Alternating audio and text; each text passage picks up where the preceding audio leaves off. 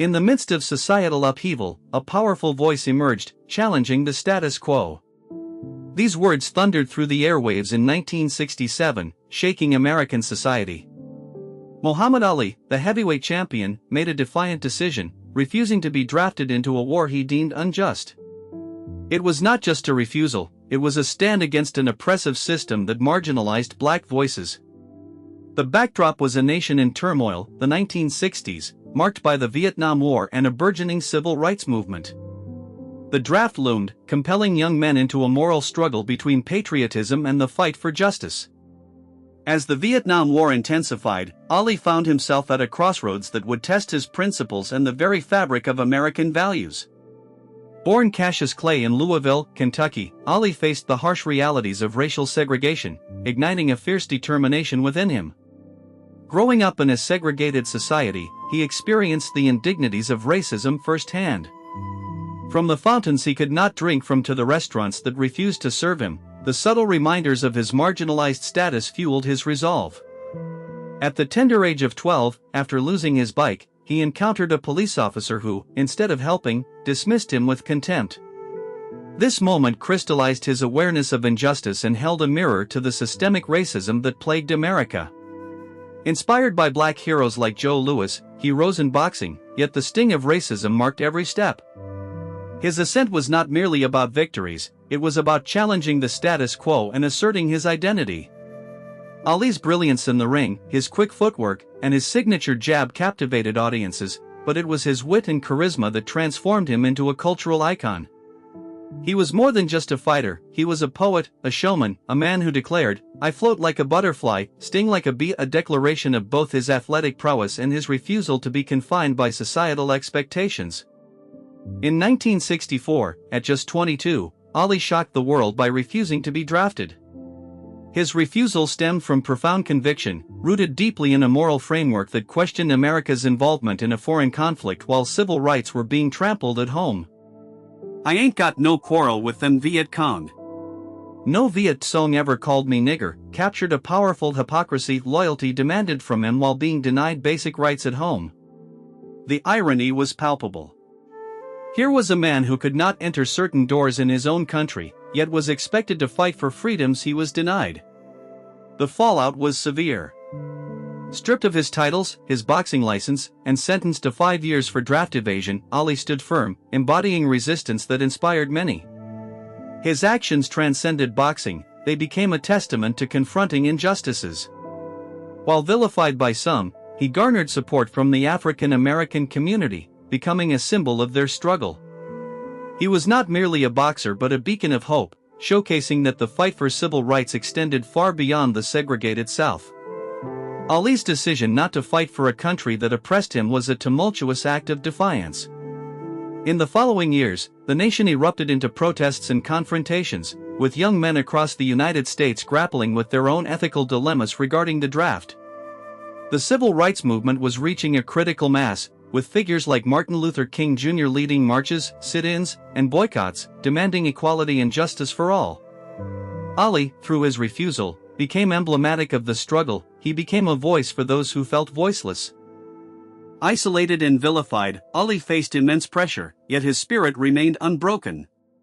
In 1970, the U.S. Supreme Court reversed his conviction, affirming his right to refuse military service based on religious beliefs. This landmark decision was not merely a victory for Ali, it marked a turning point in the civil rights movement, underscoring the power of standing up for one's beliefs. The court proclaimed that the government could not compel a man to serve against his principles, setting a precedent for those who would dare to question unjust policies in the future. Ali's victory was a watershed moment, illuminating the struggles of the entire African American community. It echoed through the halls of justice, reverberating with the voices of activists demanding change. The Supreme Court's ruling reinforced that a profound belief in justice and equality could protect an individual's rights, empowering many to follow in Ali's footsteps. He was able to return to boxing, but it was clear his journey transcended the ring. He was now a figure of social justice, a powerful orator in the fight against oppression. Upon returning to boxing, Ali's fights became cultural events, platforms for social change.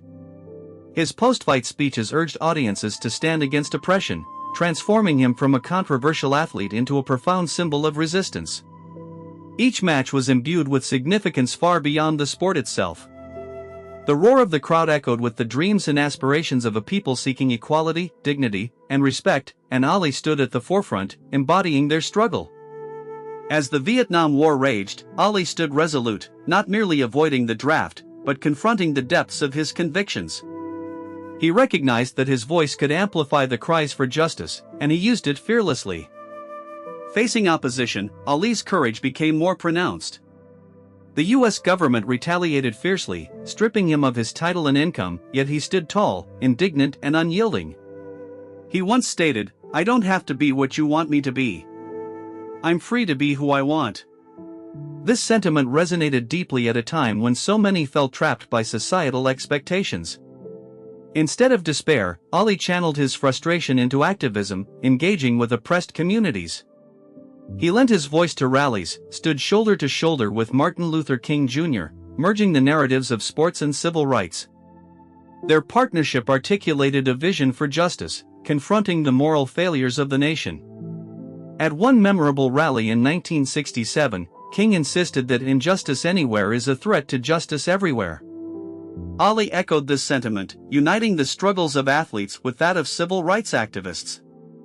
In those moments, it was clear they were both champions of a greater cause. The shared vision between Ali and King shone brightly, illuminating the path they forged together. As public sentiment shifted, Ali faced division among fans, yet he embraced his role as a conscientious objector. In a moment of raw honesty, he declared, "I want to be a good champion for my people," urging America to reconsider its priorities. His identity was intertwined with that of the African American community, and he recognized that his struggle was emblematic of a broader fight against systemic injustice. The paradox of being a celebrated athlete while facing persecution was not lost on him. The tide of public opinion began to turn as more Americans, particularly young people, began to question the morality of the Vietnam War. More protests erupted across the country, with the streets filled with voices unified against the draft, against policies that silenced dissent. Ali's courage resonated with those who began to see their own struggles reflected in his fight against war, against injustice, against the societal norms that dictated conformity. In 1970, after a lengthy legal battle, the Supreme Court ruled in his favor, reinstating his boxing license. Ali returned not just to reclaim titles but as an embodiment of the struggle against injustice. His fights were legendary, laden with historical weight, echoing the cries for justice that had defined the decade.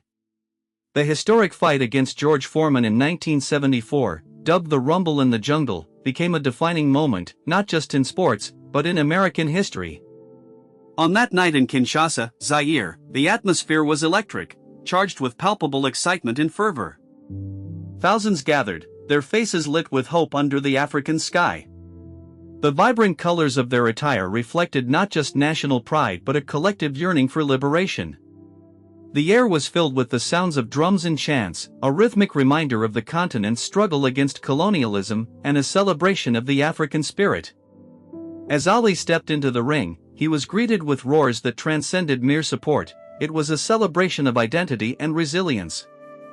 As the fight commenced, the stakes were high. Ali wasn't just fighting for the heavyweight championship, he was fighting for dignity, for the recognition of his people. The crowd, filled with a myriad of voices, echoed his struggle. Their cheers were not merely for a boxer but for a hero, for a fighter who personified their dreams and aspirations.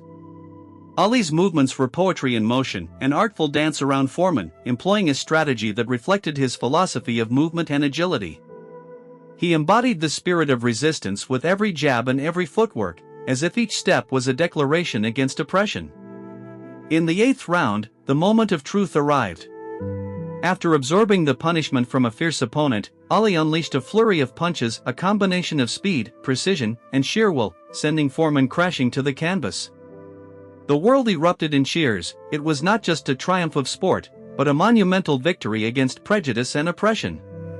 Ali had reclaimed his title, but more importantly, he had reclaimed his dignity and the hope of countless others. The crowd's roar echoed long after the fight ended, resonating through the hearts of those who had followed Ali's journey. It symbolized a relentless pursuit of freedom and a rejection of an unjust system.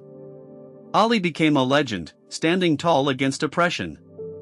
His journey illustrated that true courage is found not in the absence of fear, but in confronting it. Each fight was not merely a contest but a metaphorical punch against the societal constraints that sought to define him.